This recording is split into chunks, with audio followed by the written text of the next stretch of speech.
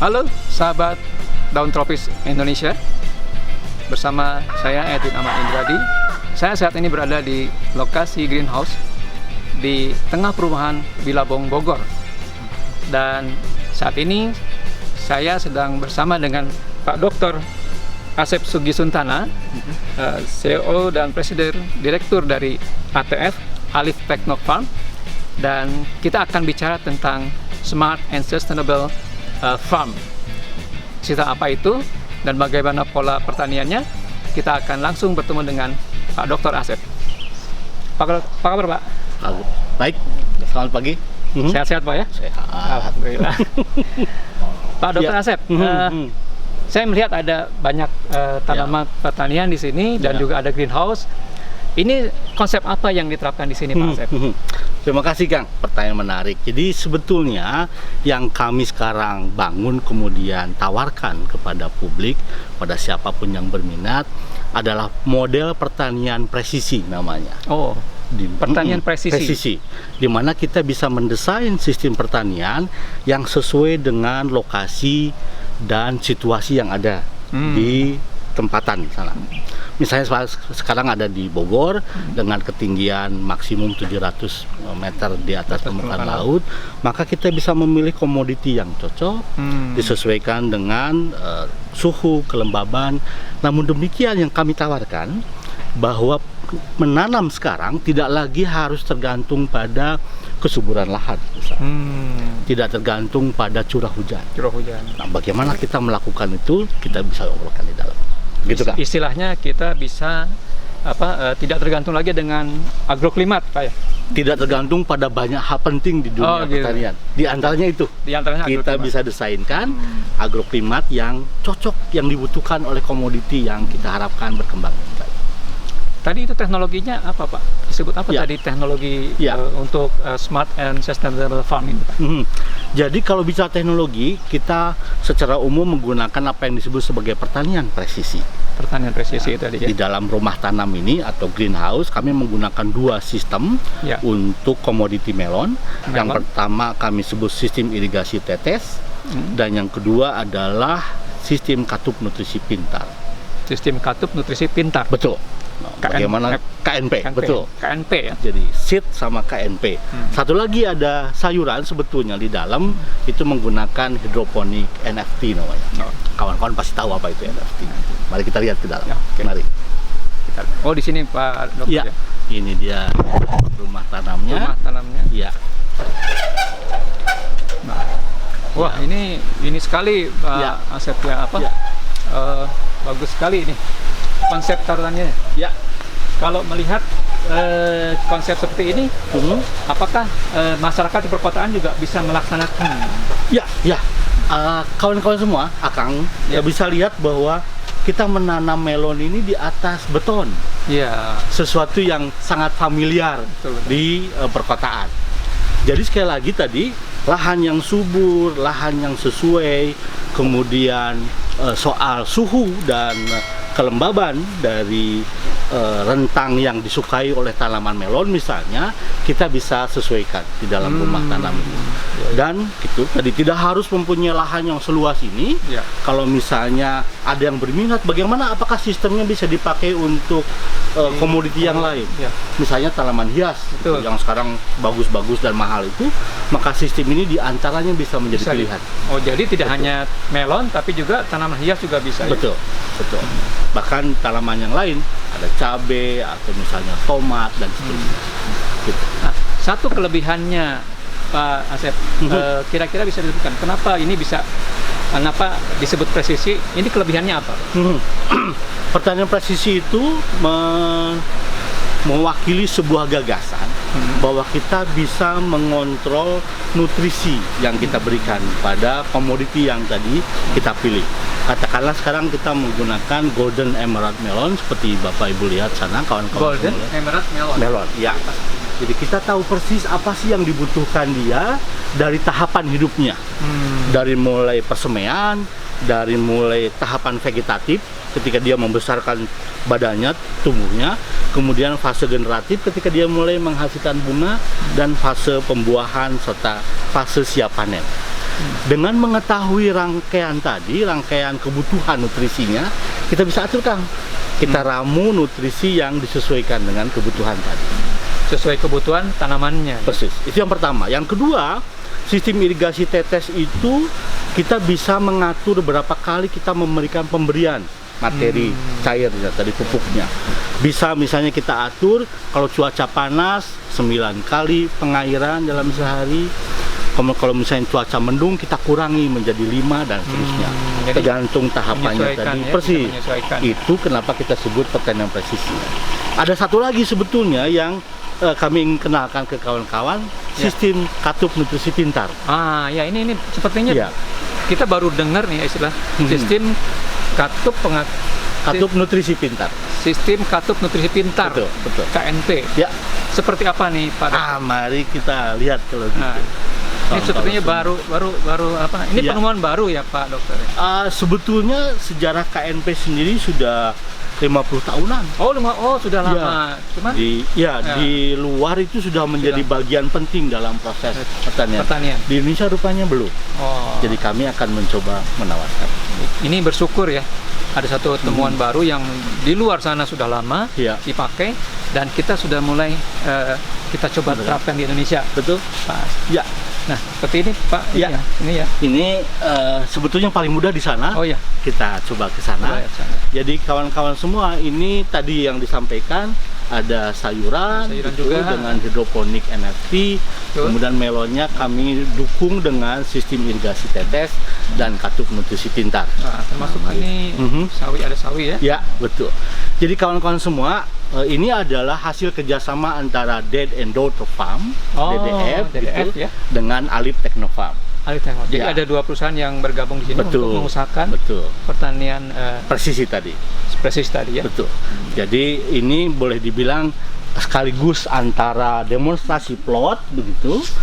Akan kita pakai ini, kemudian sistem dengan skala komersil, dan juga kami melakukan beberapa perlakuan tertentu sehingga kita bisa lihat apa pengaruhnya pada tanaman. Ini buahnya luar biasa, Pak. Sejauh ini bunganya memperoleh pujian dari banyak pihak. Manis begitu. Dari kami juga saya puji. Karena bentuknya bagus, melonnya bagus, kemudian warnanya juga kuning menarik dengan guratan ininya. Dan ini tanamannya juga subur. Dan ini hanya satu pohon di dalam satu buah dalam satu pohon ya, Pak. Begitu. Pak Asep, ya. Untuk menjaga tanamannya tadi bagus bentuknya, kemudian jarinya juga begitu sempurna, kemudian rasanya bisa kita kontrol gitu. Kawan-kawan semua, kondisi tanaman sekarang ini sebetulnya dalam tahap akhir pemanenan. Jadi ini rupanya tahap akhir dari tanaman melon ini yang menggunakan katup nutrisi pintar. Dengan sistem irigasi tetes. Dan ini siap panen, Pak. Pak Asep, ya. Jadi panen sudah berlangsung beberapa hari. Ini adalah akan menjadi panenan terakhir nanti. Nah, ini sistem katupnya ini. Betul. Ini yang disebut sistem katup nutrisi pintar. Kawan-kawan, kondisi tanamannya sudah tadi sangat siap untuk dipanen secara tuntas. Jadi ini yang disebut sebagai KNP begitu, sistem katup nutrisi pintar. Dalam bahasa Inggris disebutnya Autoport Smart Valve System. Jadi kawan-kawan bisa lihat bahwa si pelampung yang ada di dalam KNP ini berfungsi untuk mengatur seberapa besar cairan atau pupuk cair yang bisa ditampung oleh pot ini. Begitu. Ini cairannya cairan nutrisi. Cairan nutrisi ini yang sudah diolah tadi. Dan kemudian biasanya ketinggian maksimum itu 3 cm dari dasar dari pot. Kemudian tanaman melon akan menggunakan cairan ini sesuai dengan kebutuhan ya. Gitu. Misalnya kebutuhannya banyak, maka dia akan mengambil banyak. Kalau tidak dibutuhkan, dia akan mengambil sedikit. Ya, betul. Nah, kemudian kan dengan pengambilan tadi, kemudian pupuk cairnya akan habis, semakin surut ke bawah. Ketika akan surut ke bawah itu ada fase yang kita sebut sebagai fase kering sebentar untuk menyehatkan akar. Nah, ketika fase kering itu sudah cukup, si katupnya akan membuka lagi katupnya sehingga si cairan dari pipa ini akan mengalir kembali. Oh, begitu. Secara otomatis. Secara otomatis.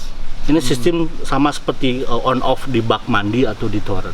Oh, iya, Jadi iya, kalau saya bongkar ini di dalamnya ada 1-2 katup yang saling bekerja sama. Bahkan lubang kecil ini ada fungsinya, Kak. Tadi untuk menjaga supaya katup berfungsi dengan baik. Dengan cara ini maka tanaman boleh mengambil seberapa banyak yang dia butuhkan. Bahkan kalaupun tidak dibutuhkan, dia juga akan menyesuaikan diri. Persis. Sehingga kawan-kawan semua ini menarik. Dari pengalaman kami di sini, kalau menggunakan katup nutrisi pintar, tanaman tidak pernah layu. Iya. Karena selalu tersedia. Gitu. Sesedia terus ya? Iya, betul. Tetapi atau mungkin Pak Asep, kalau kita tinggalkan nih tanaman ini, seminggu 2 minggu, apakah berpengaruh? Itu pertanyaan yang luar biasa. Jadi dengan cara ini Bahkan gitu para peminat melon misalnya atau penghobi tanaman hias, kalau Kang Edwin misalnya penghobi tanaman hias, tanamannya banyak, tapi ingin jalan-jalan ke Eropa selama sebulan. Wah, gimana siapa yang menyiram gitu? Amin. Gitu. Nah, sistem ini bisa memberikan jawaban atas seperti. Jadi tidak perlu lagi disiram, tidak perlu lagi dikontrol, dia akan jalan secara sendiri, otomatis. Dan yang menarik adalah tidak menggunakan listrik. Nah, itu yang penting, tidak menggunakan listrik. Ini yang paling mungkin pertanian kita bisa terbantu ya, Pak. Saya rasa demikian, Kak. Itulah harapan kami. Sehingga sistem ini bisa dipakai tidak hanya di perkotaan, tapi di kampung-kampung yang tidak ada listrik. Gitu. Waduh. Nah, ini kabar baik nih. Jadi petani kita sekarang sudah bisa memanfaatkan alat ini, ya. Jadi tidak perlu tiap hari dia kontrol ya. Tidak perlu. Ya. Mungkin cukup 2 hari atau 3 hari sekali atau seminggu sekali. Kecuali untuk melon. Melon bukan ininya, tetapi melon itu memerlukan perhatian hampir tiap hari. Oh, khusus melon perhatiannya tiap hari. Ya. Jadi kalau selain itu kami biasanya berinteraksi secara emosional dengan melon. Gitu. Jadi kawan-kawan di sini terbiasa mengucapkan salam dengan melon, kemudian ngobrol. Bicara dengan tanaman. Betul. Ya. Itu bagian penting dari bagian dari perhatian kita pada tanaman yang kita kelola. Betul. Ya. Jadi artinya kalau kita menanam sesuatu tanpa harus ribet, istilahnya tidak perlu rumit untuk mengurusnya, kita gunakan alat ini. Ya, kami sarankan begitu. Ya. Jadi mungkin juga ibu-ibu rumah tangga nih. Ya. Nah, untuk tanaman hiasnya tidak usah khawatir dengan menggunakan alat ini, tidak perlu lagi was-was tentang tanamannya. Dia pasti akan tetap hidup dan segar. Gitu Pak. Pak Asep. Satu lagi kalau boleh saya tambahkan, saya mulai berkeringat nih karena suhu di dalam sini serta kelembaban diatur supaya cocok dengan melon, bukan cocok dengan kita. Iya, gitu. Dengan petaninya nggak usah, tapi dengan melon, karena melon membutuhkan suhu. Sehingga kawan-kawan bisa lihat selain soal sistem irigasi tetes dan katup nutrisi pintar, ada kipas angin di sini, ada kipas angin juga ya, alat pengukur suhu dan kelembaban, gitu. Kami sebarkan. Kemudian dengan cara itu kami menjaga betul bahwa kebutuhan dia terpenuhi dengan baik, sehingga bisa menghasilkan melon yang enak dimakan. Dan ini barangkali suatu terobosan. Dan ini kira-kira pesan untuk pesan untuk para entrepreneur muda, para petani atau bukan masyarakat, apa kira-kira Pak Asep yang ingin disampaikan? Ya, ini pertanyaan bagus gitu, karena begini. Pertanian itu sekarang kurang populer di kalangan muda karena 3 hal. Mereka bilang dirty, dangerous, dan difficult. Kotor, kadang berbahaya, dan susah. Nah, kami mau mengajak dengan sistem yang tepat gitu, dengan perhatian yang pas, ketiga-tiganya menjadi sesuatu yang bukan lagi masalah.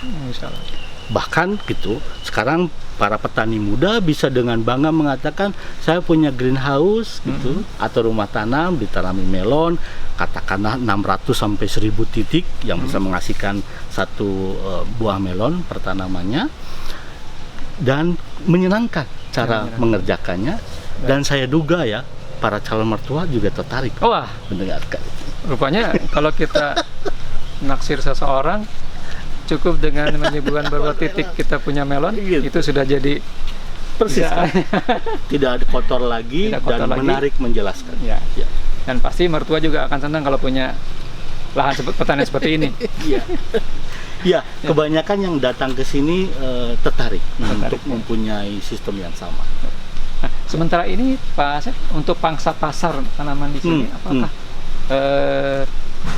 masyarakat komplek atau sudah keluar juga? Ya, jadi ini kami coba fasilitasi semua kebutuhan pasar.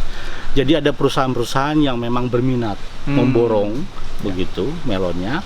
Ya, hal kedua itu beberapa kelompok pengajian, misalnya kelompok olahraga itu juga datang ke sini, kemudian berinteraksi dengan kami dan memborong melon juga. Oh gitu. Selebihnya adalah individu-individu yang tertarik gitu, atau individu-individu yang melihat bahwa melon itu adalah bahan makanan yang baik, karena kan bisa punya manfaat-manfaat yang menarik. Selain itu Kang, kami di luar itu kami siapkan semacam venue. Sehingga kawan-kawan yang datang bisa ngobrol, bisa bertanya dan bisa membeli produk lain yang kami siapkan, di antaranya madu misalnya. Oh gitu. Ya. Artinya dengan konsep yang seperti ini bisa disebut juga sebagai pertanian terpadu ya, karena sudah ada tanaman buahnya, ada tanaman sayur, dan juga ada produk-produk olahan dari pertanian. Betul. Jadi barangkali ini menarik untuk para entrepreneur muda untuk terjun langsung di pertanian ini, karena ternyata tidak susah, tidak berbahaya, dan juga tidak kotor. Ya, cukup bersih. Jadi silakan datang ke kami di Billabong, yang dikelola oleh Dad and Daughter Farm tadi, DDF, dan Alif Technofarm atau ATR. Ya, ini undangan yang menarik nih buat sobat tahun tropis. Boleh kenalkan Kang Udi Rafiuddin. Ini salah satu yang langsung di teknisnya ya. Nah, Kang Udi sedang apa nih, Kang Udi? Sedang ini memanen buah melon ya. Waduh, boleh lihat Kang Udi. Wah, ini luar biasa. Ini berapa kilo, Kang Udi? Ini 1,5 Pak. 1,5 kilo. Waduh. Ini dengan varietas Intanon. Intanon ya. Ya, ini luar biasa. Jadi warnanya luar biasa, kuning, dan ada satu ciri yang khas ya.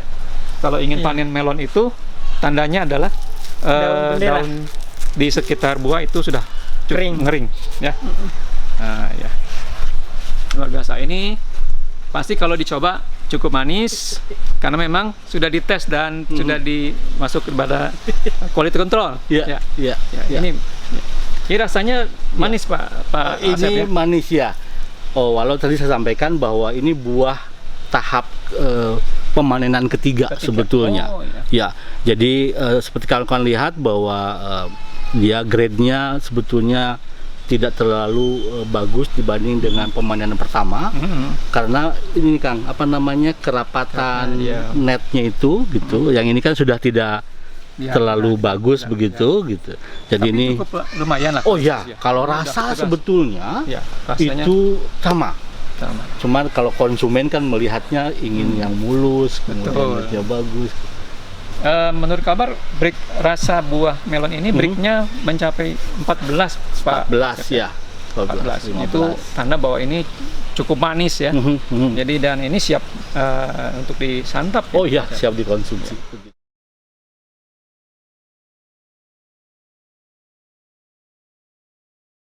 Oh, ini Pak ya teknologi yang hidroponik ini Pak. Ya, ini NFT. Sistemnya ini itu. NFT. Ya. Jadi proses hidroponiknya dengan cara mengalirkan nutrisi ke tanaman sesuai dengan apa yang kita desain dari awal. Jadi ada beberapa sayuran di sini, kawan-kawan. Ada bayam, ada apa ini caisin ya? Caisin begitu. Kemudian ada kangkung juga Pak. Kangkung, ada salad. Yang menarik ada Pak Asep, ini ada padi ya. Nah, ini dia. Padi ya. Rupanya padi juga bisa dibudidayakan di dalam teknologi NFT ini Pak. Nah, kawan-kawan semua dan Pak Edwin, Ini kami coba dengan sistem NFT begitu. Namun demikian, kami pernah juga mencobanya dengan sistem irigasi tetes, bahkan dengan KNP, tapi tidak di sini, di sebuah tempat namanya Gasol di Cugenang, Cianjur. Oh, di Cianjur ada satu di tempat lagi ya? Ya. Ini ya didesain oleh DDF kalau ini, itu oleh Kang Doni sebagai pemilik DDF, dan ingin mencoba dengan jenis atau varietas padi yang biasanya ditanam di lahan sawah di Cianjur. Ini Pandanwangi. Pandanwangi ya. Wow, kualitas bagus ya. Tapi bagus. saat ini belum panen ya. Belum, ini belum. Ya. Ya. Kita tunggu nanti kawan-kawan bisa datang lagi ke sini apakah hasilnya bagus gitu. Jadi ini rupanya sangat menarik nih untuk sobat daun tropis Indonesia. Jadi ternyata tanaman padi pun sudah berhasil dibudidayakan di dalam teknologi sistem NFT ini. Ya. Apalagi ya sayur-sayuran yang lain ya. Jadi barangkali ini sesuatu yang terobosan yang menarik apabila para entrepreneur muda di bidang pertanian ini akan terjun di bidang pertanian. Dan yang pasti kalau melihat lokasi di sini pertanian itu sangat menarik karena tidak berbau, tidak berbahaya, dan juga tidak sulit ternyata ya. Betul Pak Dr. Asep ya? Iya, betul. Jadi rupanya ini sesuatu yang barangkali menjadi idaman mereka yang ingin terjun tapi tidak mau tidak mau sulit dan tidak mau punya dampak apa-apa ya. Jadi cocok untuk anak-anak muda yang bersemangat seperti Kang Udi tadi sebagai manajer rumah tanam, juga bagi para calon pensiunan Kang. Oh, nah itu banyak yang tertarik. Betul. Jadi untuk para pensiunan ya, sobat daun tropis Indonesia yang sudah memasuki masa persiapan pensiun, silahkan datang ke sini untuk belajar sekaligus praktek di lokasi pertanian smart ini. Baik Pak Dr. Asep, ini suatu yang menarik. Kita sudah mendapatkan pengetahuan yang lebih banyak lagi hari ini, dan kita berterima kasih pada Dr. Asep atas penjelasan dan juga pemaparan yang luar biasa ini.